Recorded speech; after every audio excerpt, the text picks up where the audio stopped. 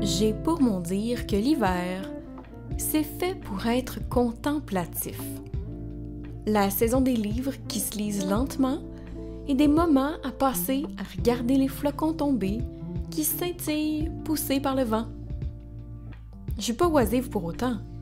J'entraîne mon cerveau plus que mes muscles. Regardez-moi assise, j'ai l'air de rien faire, hein? Mais non, je travaille activement ma patience de jardinier. Je le sais qu'on a les doigts qui chatouillent quand mars arrive. Après tout, le printemps, c'est le 20 mars. C'est quasi demain. Ça veut-tu dire que je peux commencer mes semis? C'est-tu le temps? J'ai le droit? Je peux y aller?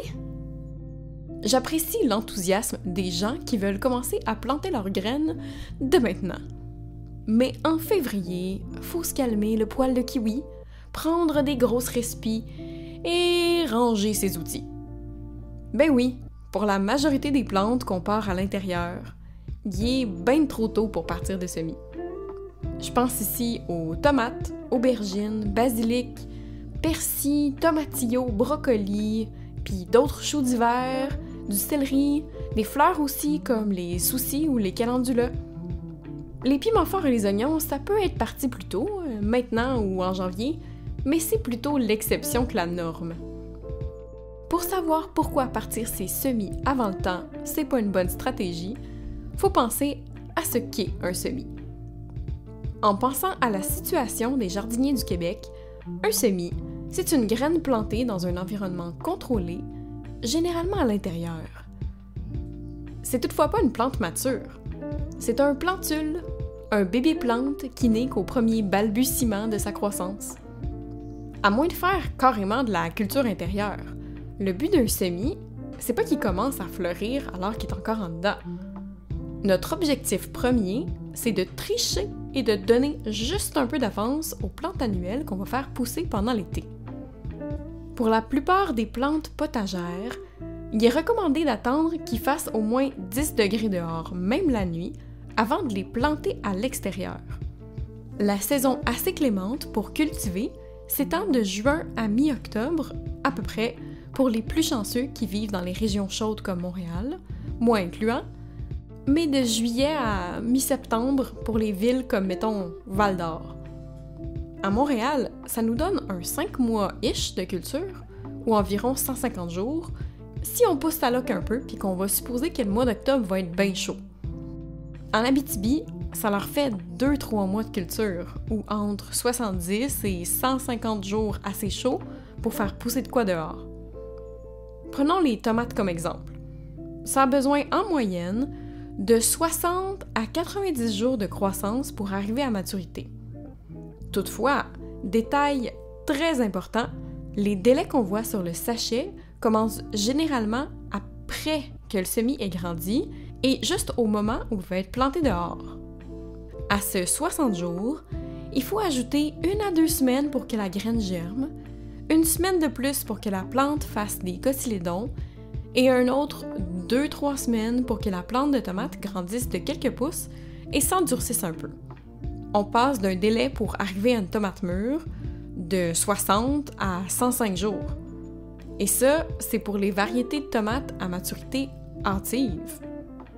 Fait que, pour s'assurer d'avoir des légumes mûrs avant l'Halloween, on sème nos petites graines à l'intérieur. Partir nos semis très tôt, ça serait pas mieux dans ce cas-là? Si on plante en février, on pourrait avoir des tomates mûres en mai, ça serait cool. Malheureusement, les plants obtenus en faisant des semis hâtivement seront pas en pleine forme. Les semis sont assez peu demandants en lumière, eau, espace et minéraux. C'est des bébés. Plus les plantes avancent dans leur croissance, plus ils ont besoin de soins. Il faudra leur donner de la lumière à spectre complet, puis en grande quantité. Juste une fenêtre ou une dalle, ça va pas être suffisant. Sinon, elles risquent de s'étioler, puis d'avoir de la difficulté à faire de la photosynthèse. Aussi, les plantes ont besoin d'espace pour grandir et s'épanouir.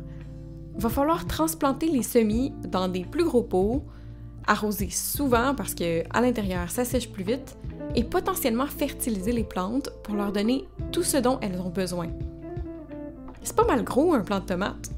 Vous êtes mieux d'avoir une pièce dédiée rien qu'à ça si vous plantez super tôt. Aussi, l'acclimatation pourrait être difficile. Les plantes vont avoir vécu des mois sans aucune menace à l'intérieur. Ni vent, ni pluie, ni nuit fraîche. Quand on va les mettre dehors, ça va être tout qu'un choc. Rendu là, c'est comme faire de la culture intérieure. Ça demande des soins et de l'équipement particulier.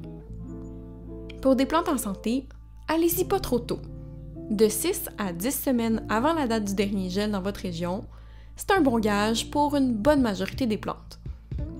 Vous trouverez les différentes dates du dernier gel dans les régions du Québec dans un lien dans les commentaires. Je suis pas mal dans la région la plus chaude du Québec, la ville de Montréal, puis je partirai pas mes semis d'ici la dernière semaine de mars ou la première semaine d'avril. Fait que relaxez, prenez ça cool, regardez le temps passer pour au moins un autre 4 semaines. La nature prend une pause, vous pouvez en prendre une vous aussi. En juin, vous allez tellement être occupé, vous aurez juste envie de relaxer. On se revoit les mains dans terre, guys. Bye!